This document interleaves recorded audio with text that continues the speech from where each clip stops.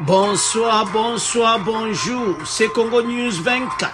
Chers téléspectateurs, comme toujours avant de commencer notre émission, nous disons merci à Dieu, nous disons merci à nos chers abonnés et téléspectateurs qui nous suivent partout dans le monde entier et en République démocratique du Congo.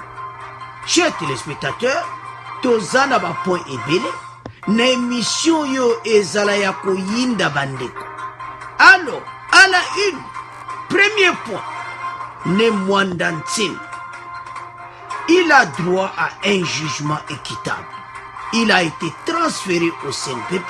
Alors bientôt procès à Nemwanda Ntsim, basengete procès wana pe ba juger ndenge ba juger batu nyonso. Alors, tout développons en émission là-dessus. Deuxième point, chers téléspectateurs, et yindi entre l'église catholique et les ministres de la justice, c'est le Saint-Ound sur l'indépendance des magistrats. Alors, catholique a lobby que autres zoyoka et comitant oyo, ba magistrat bazala indépendant. Alors, ceux qui ezo continuer, bango ba kokota na nzela. Alors, chers téléspectateurs, tokoyoka bextrait oyo, comité de laïque ba lobby. Alors, chers téléspectateurs, toko développant en émission là-dessus. Troisième point, chers téléspectateurs, des proches des caméras dénoncent des intimidations dont serait victime Amida Chatou. Bandeko Amida Kumojo ba coup de téléphone, ba kum kolobele pena mabe, ba congolais ba kum koloba mabe. Donc moi été alors toko développant en émission là-dessus.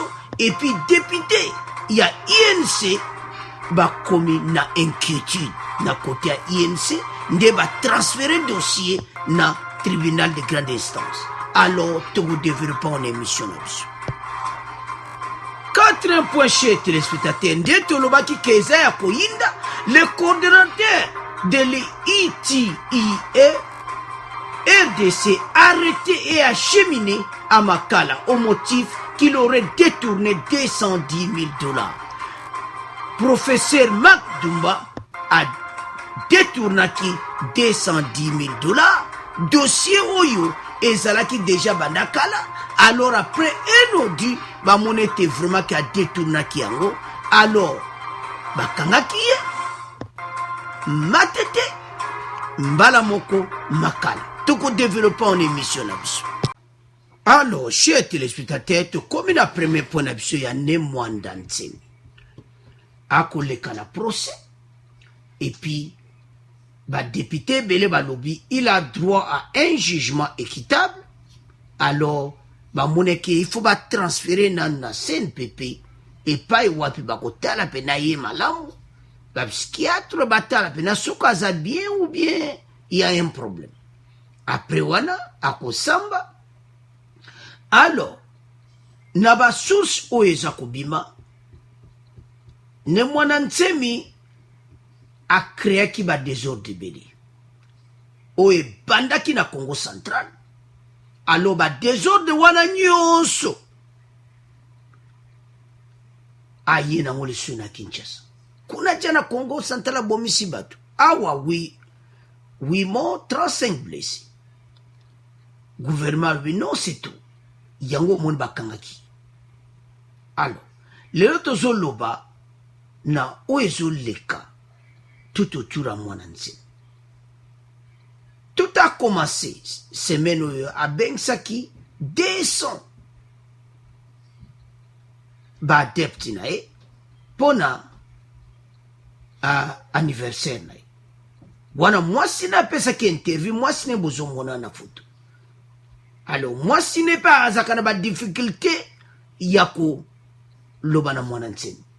Alors qu'il y a sa chef église, bisozana c'est ça c'est sa femme. Ce que belle balanda qui était na ba réseaux sociaux, moi c'est le cas na ba réseaux sociaux, ba tout na ba question. Alors, autonto loba ezake, Nemwanda Ntsemi azamuto atanga. So talibo audience na e. Bo audience na parlement na 2006, beaucoup mona que oui, mais ne mwanansemi. Asa bien, il n'y a pas un problème. Mais où est-ce salama sikoyo? Et c'est un peu difficile de comprendre que yé à Silzak l'université et puis banoma qui est en 2006 député, banoma le sous en 2011 député na Congo central. Mais ce qui se passe,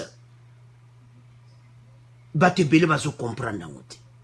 Yango ba monaki ba memaye na CNPP batalaye.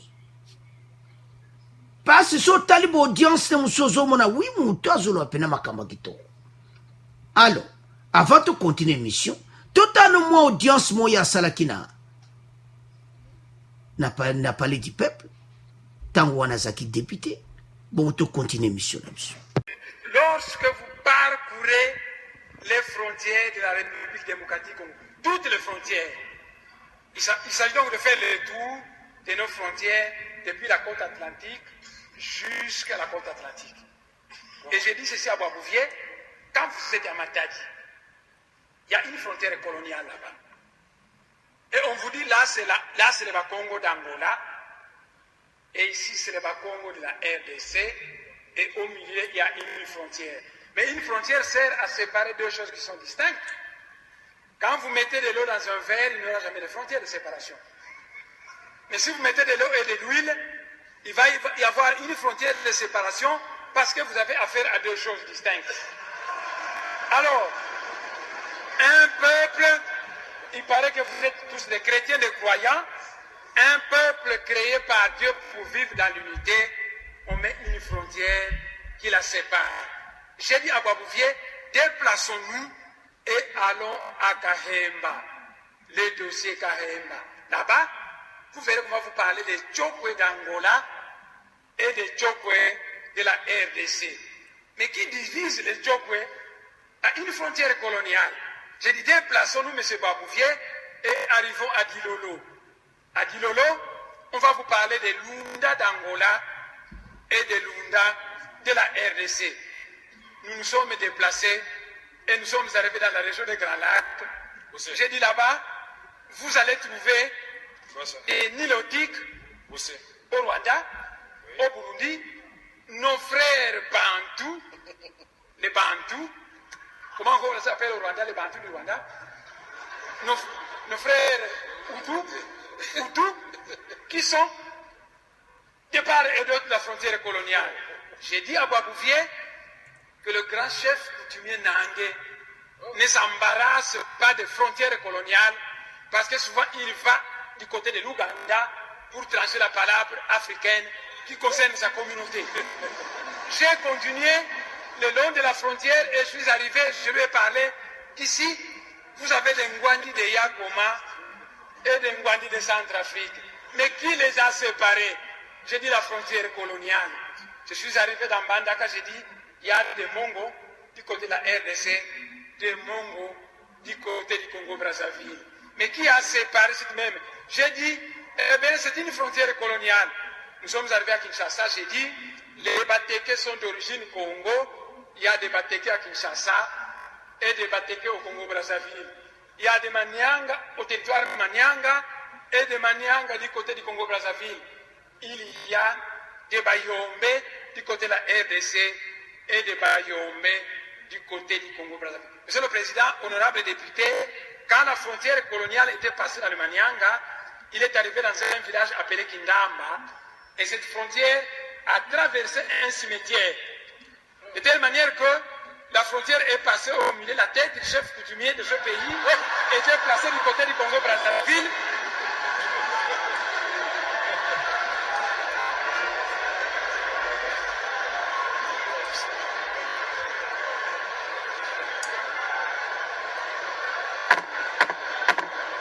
Allez-y. Monsieur le Président,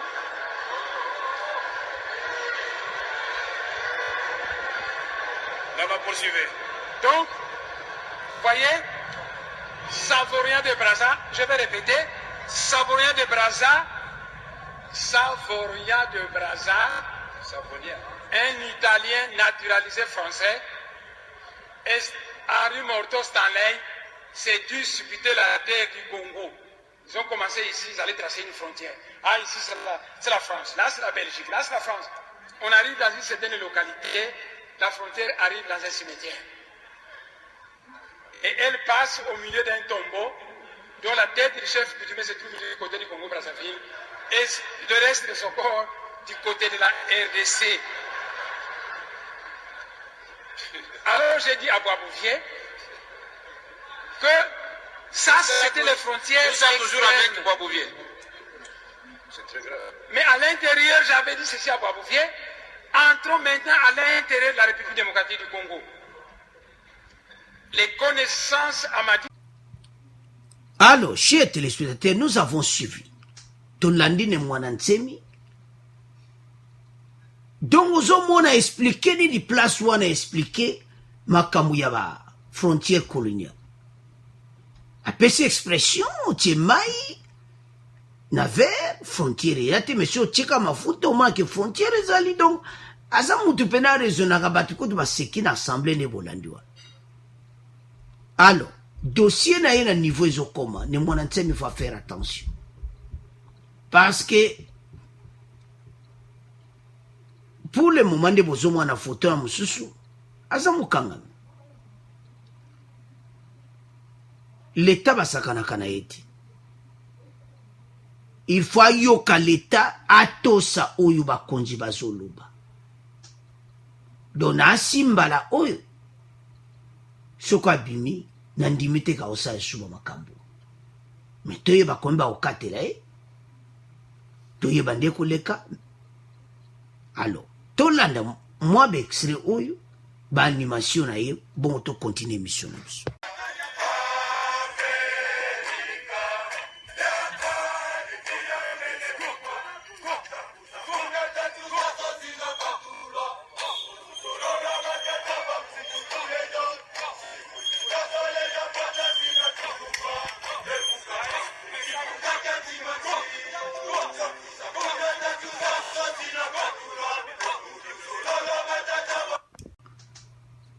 Alors, tout lundi, ba animation na ba danse na donc comme d'habitude, ndenge nini yé azaku buka mibeko. État d'urgence y a zo bina ndenge wana. Mais tout ça état d'urgence de Mwanansemi zo bina na plus de bateau. Donc ce qu'il faisait na évité. Et d'entre-temps, aso senga mbongo na ye. Sa femme, obozo mona wana, aleka kine interview. Alobi ki mobali naza na besoin kaka ya mbongo wana bapesa ye. Me mbongo basenga ngo boye te, soko basenga mbongo na ye. Comme il soit ça là, akabola mboka kuna na Congo central. Non. Alors, chers téléspectateurs, awa penza commentaire mingi zati. Mene Mwanansemi il faut yoka. L'État za l'État, soko buki mibeko koyela yo. Alors, eloko dini ba police ba salaki on a libéré ba dep na ye ba tibona ba bus allez refouler Congo central ba zonge pa ba utaki mwasi na ye ba zongsi na ndako ne Mwanansemi atikali.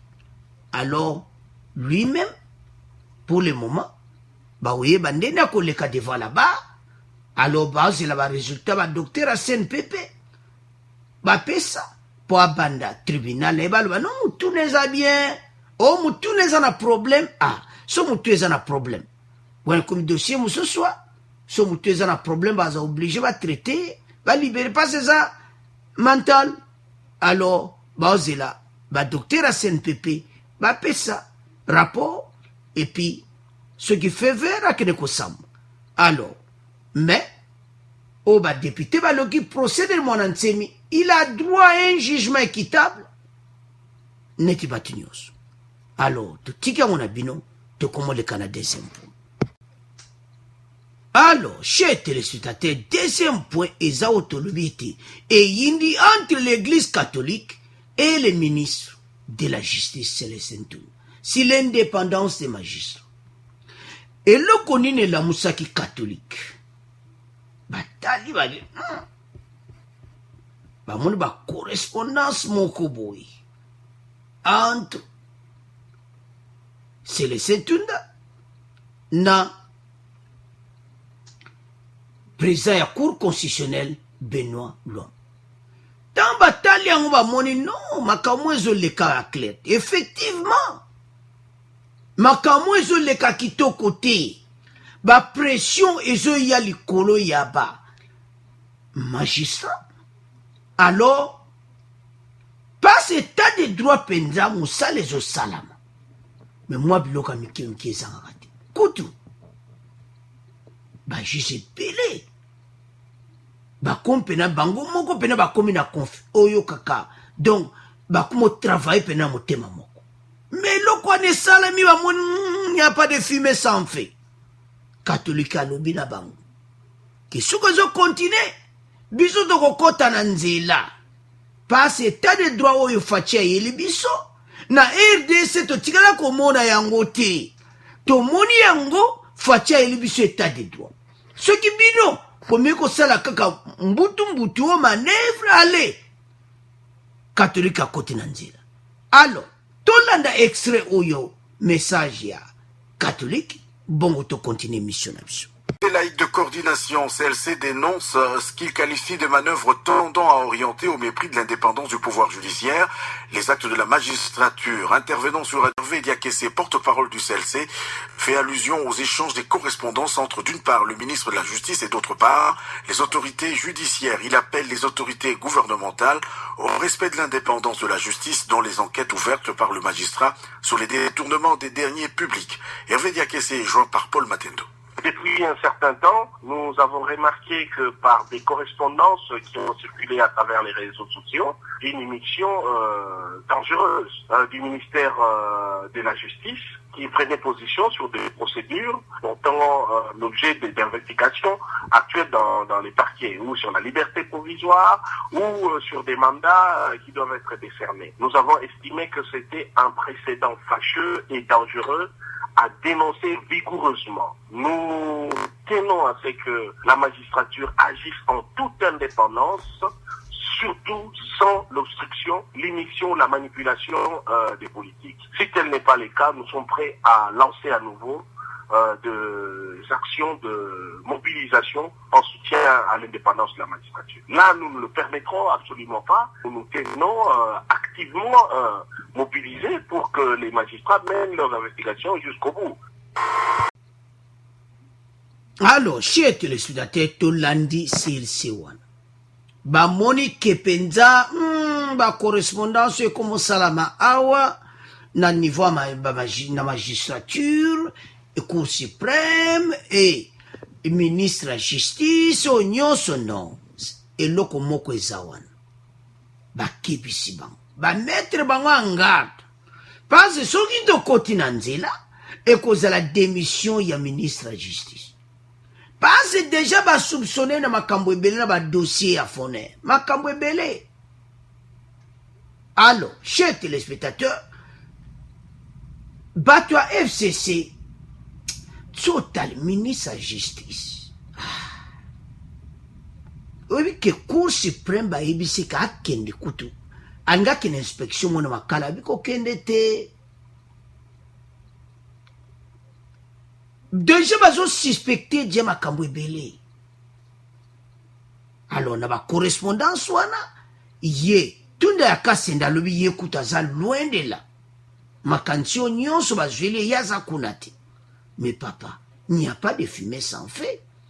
Ce qui est le catholique a télémi boui. Amoni bino. Ba ebi bino bata FCC côté wana bosakana kate. Bozonu kama manœuvre nyonso bakali état de droit bo. Mais état de droit mutako frena ngozati. Corruption oyo ndenge zo kende parce que pour le moment bango nde bazana FCC bazonu ka ba technique ya otia bakali. Mais kosimba te. Alors batimbeli bango chez téléspectateurs balingi batia mobulu na kati état de droit. Le quoi batimbeli bango bolandi wana ba yebisi bango keba toko kotsa peuple na nzela. Pour état de droit ezala en marche. Alors chez téléspectateurs mingi ezati totika ngona bino tokomolekana po na biso oyamisa Alors, chers téléspectateurs, dossier Oyo, ya Kamere, kaka makambu chaque jour makambu kaka ezakuya. To kabolango en deux parties. Toko bandana. Des proches de Kamere dénoncent des intimidations dont serait victime Amida. Donc Amida, Azodjaba, coup de fil. Ya wazakana te depuis makambu ba transféré en a grande instance. Boy que procès n'est a confirmé le 11 mai. Donc le 11 mai wana e kozala ya koinda. Alors, depuis ba transféré on va confirmer date à procès le 11 mai. Amida kumoja ba coup de fil. Parce que ba yebi ke en tout cas ndenge zokende ba okanga Kamere. Ebana. La deuxième partie de Koloba, INC déjà inquiétude de bozo tangar metozo yana ponga. Mbala mwalo Amida omoni Amida omoni anko ba sebi kaka. Ba proche na yo. Ba tozo bali konda pamba talande ba komosala yo. Po mona que le bien mal qui a kaka na ba problème Amida. Wale msubu nana za na téléphone na yo. Et ça va proche na yo. Mais au comment tu vas coup de fil, intimidation, victime, donc impossible. Au changer numéro, bakoye baka numéro. Pour baza ba pirio, yango, les bien mal acquis. Tala ba pirio, ba balukiri. Chers téléspectateurs, soyons clairs. Nana kozana téléphone Yamida. Baza ba proche na ye. Congolais mo otakozana téléphone na ye. Ezaka kaba proche na ye. Alors, bato zinga Kamere, baye balobi non ba dénoncer ngo que pour le moment, Amida sa victime. Ya donc impossible intimidation. Vous comprenez kaka. Oui kaba Congolais omoni bo yibi bambongo. Bongo kangama. Encore ba maman bata songi.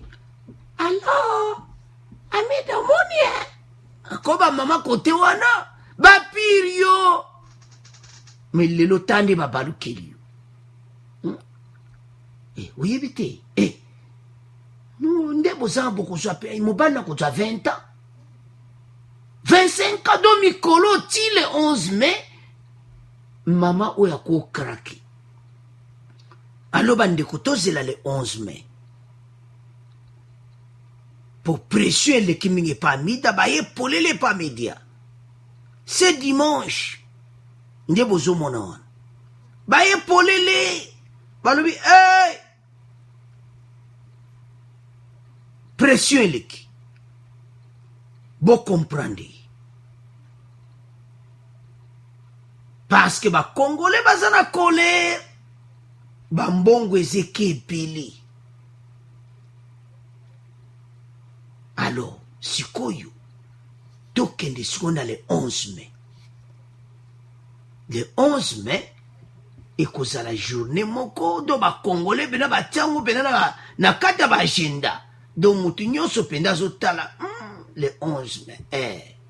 Le 11 mai, donc, eza lundi. Et lundi, le 11 mai, et bele basi ba tiango déjà la calendrier do le 11 mai, et kozala ya koyinda opezi mbwambo abona kuna pena encore kozala nabenga mo banana babendi likonda bamusubu bakuma benga mo kudo bakuma moko impossible bayibi balara l'état. Alors bango tuba kozala na kati ya tribunal de grande instance à Gombe na libande kozala na ibite nde libande kozala. Alors le 11 mai oye koleka kune kozala somo babengi bato nyonso oyo bazalaki na kata dossier wana bakozala présent. Alors nayebi te ndene kosuka me na nde tozomona Kamere destination directe mais siko bane siko so tobeti calcul. Moi je vais prendre un stylo. Nathalie Oli Lunga a déjà 5 ans. Mais il y a 500 000 dollars, sur 700 000 dollars. Bon, il y a un petit million. Par son reproche caméra de 370 millions. Et que ça la combien? Et puis, quand il y a un côté, à part Bambongo Ibi, à BBC confiance nyonso, nandenge azaiko loba vérité, t'es pas chef de l'État. Alors, situation à caméra chez téléspectateur et à mon boulot. Wana ouekoleka le 11 mai. Et puis, tout comment les kasiko, na deuxième partie, nango. Mais du côté de l'INC, comme vous voyez, son parti l'inquiétude est perceptible. Après le transfert du dossier au juge de la cour d'appel de Kinshasa, Gombe, ces juges naturels, nous émettons une petite inquiétude sur le fond de ce dossier. Il est toujours incomplet, déclare à la même radio le député de l'INC, Bertin Mumbonzi. Boibi Bertin Mikola Zoloba Mingi. Alors, chers téléspectateurs, Bango va comme une inquiétude dans l'INC côté na bango. Et sur l'accent déjà clair, et te yaya, azoli ambala. Et ça n'a pas mabete. Mais problème a coopéré. Abimisa Bambongo a coopéré la justice, c'est-à-dire, non, c'est 400 millions, n'azong si 100 millions. N'azong si 200 millions. Bako réduire peine na yo. C'est normal, nandengea. Mais yo kutu kote wa nozo lobate, Mama Mida. Toke n'est pas Mama Mida. Otrema beaucoup de passer c'est yindi. Maman, mbongo osana combien? Pour biso osana besoin mbongo wana. Ya okene prison, mais mbongo eza combien? Ou pesa biso ba congolais maman. Mais pour répondre biso. Talande ba congolais ba konko salo na téléphone. Talande ba intimidation comme ye panayo. Salama solo. Oza mama kukanga mutema boye te ba mama kanga mutema te. Ok, pende olobi ba juge tala mbon caméra tikelenga yango. O tala compte boy. Ba milieu eza bobo benda bozo sa on a trésor public. Est-ce que Amida akusala yango? Nandenge tozomona mama oyo, on dirait maman ope alela likonda. Bon. Wana nde tozomondo tozo parce que ba femme mususu amoni mobali na ina ka oyo adjimbo ndambo apesi na l'état ba ko réduire peine. Mais bazo bouger. Il y a des preuves déjà au banque à mon qui va virement ce salamaki. Non, le cas na compte non maman mida. Alors, chers téléspectateurs, point oyo, totika on a bino, des proches de caméras dénoncent des intimidations, et pas amida, et puis bah compagnie inquiétude à kusaka na ngote. Alors, to comment le kana point na psasuka. Alors, chers téléspectateurs, to comme un dossier oyo, il y a Marc Jérémy Dumba, coordonnateur de l'initiative pour la transparence de l'industrie extractive, a été acheminé à la prison centrale de Makala. Il est poursuivi au motif qu'il aurait détourné 210 000 $. Chers téléspectateurs, on te expliquer en gros, mbongwana. Agence Balma ou Yebani, GIZ, Bapesa Kimbongo. Cet argent était destiné aux activités financées par l'Agence de coopération internationale allemande pour le développement. Yaya Djabala, clarité n'angoti lelo et monanati. Alors, tout est parti. Des audits effectués avaient montré que 210 000 $ n'étaient pas suffisamment effectués. Wapi mbongo et so mwanati. Na l'air wana, obozo mwato komina se wana l'air à la Kabylie, le gouvernement congolais a confirmé sa décision prise par ses représentants et ceux des industries extractives de retirer leur confiance au coordinateur de l'étier Jérémy Makdumba. Donc Bango, et là on va savoir qu'il leur va retirer sa confiance. Ah, pour retirer sa confiance. Tout comme un état de droit. Alors, bah, ben, si on a parqué. Audience Wana, il avait été arrêté jeudi, auditionné vendredi et transféré à la prison de Makala. Donc, tant que yomutu ba yo na jeudi, jour et lundi, ba transféré na Makala, donc ba prévisa makasi.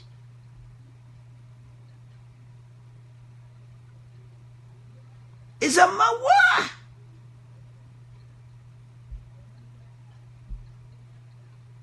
Ba dossier aboui. Na lera la kabili mweba kanga ye zate. Ba okangende ni parce que mi yib o ayibi. Et lobby avec mukuna bateau baza ba grand voleur. Wana avec mukuna zoloba. Abi ces gens ne peuvent pas circuler librement gouvernement oya Kabila.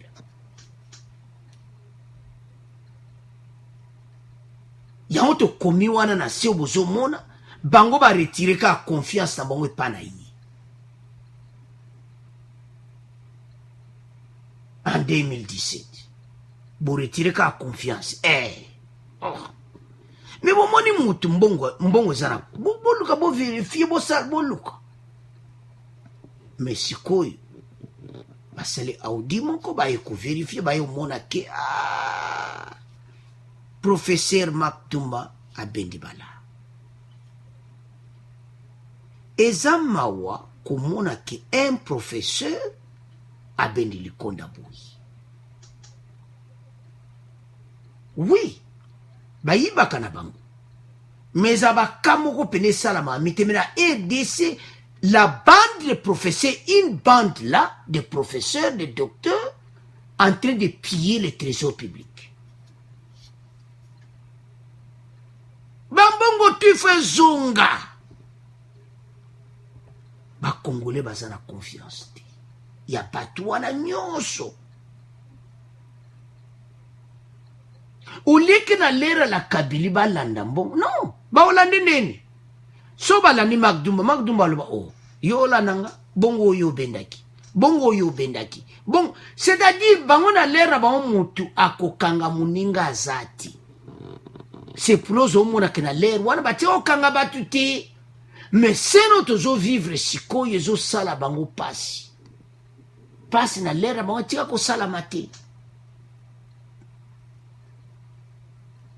ndenge to loba awa asana Makala il a été transféré le vendredi jeudi vendredi ba transféré na Makala après audition wapi mbongo Wapimbon. Oh, voilà, tu sais que ma français m'a ma prophétie. Oh, de toute façon, j'ai des preuves, j'ai perdu. Mais où sont les preuves, monsieur le professeur? Monsieur le juge, donne-moi un temps. Quel temps va payer ça? Vanda na Makala. Chambre, kene kuna bacheka voisin na caméra, vanda kunana. Babeta masolo siko. Caméra souhaité les bienvenus à Makala, monsieur professeur Makdumba. Oli lunga masa musuye wanae. Kono kuta na batu tuwa babenda alikonda bazakuna. Fatia ebaki ki baze bele batu babenda balapo ndenge batonga ki ba pavillon wana sikanga te manga. Paso tonga ba pavillon sika na Makala. C'est que ma kamwe koza l'état de droit koza la moto. Ba pavillon moko do ko sakana te batonga na Makala. Ba pavillon na ta batonga sili wabo état de droit zoban. Ba nouveau magistrat. Musale bandi, allez. Arrestation sur arrestation. Bambongo tu zonga na trésor public. Otala tata Mobimba, professeur Mobimba boye. bozale musuna bandako bosomba kitoko ya cher, mais les biens mal acquis.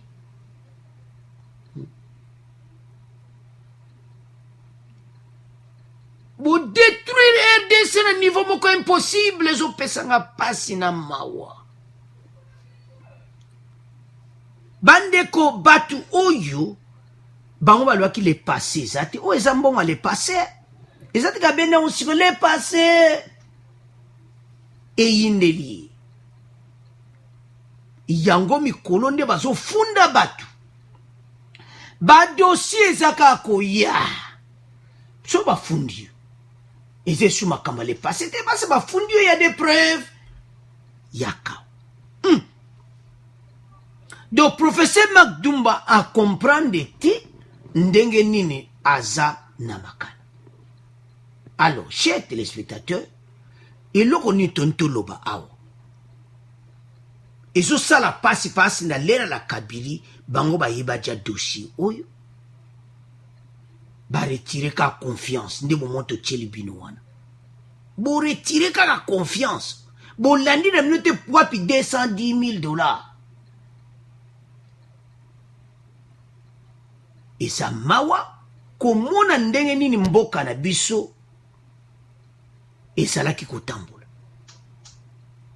Donc balingaki na bango biso te pendant les 18 ans congolais kufa no kuna na nzala biso to benda ba $210,000, $220,000, $500,000, ba millions de millions, ba yibi ba mbongo, ba sonso ba ndaku na bango, congolais aza ko souffrir, bande ko ebele azo lia na $1 par jour.